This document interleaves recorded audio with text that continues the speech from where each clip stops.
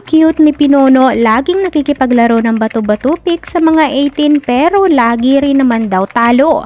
Masaya at relax naman ang mga pinunso habang nakaupo ang mga ito sa hagdanan on stage habang kumakanta sa kanilang katatapos lamang na concert sa Edmonton, Canada.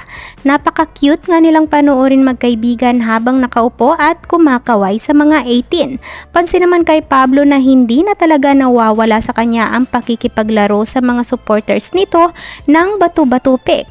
Narito panoorin.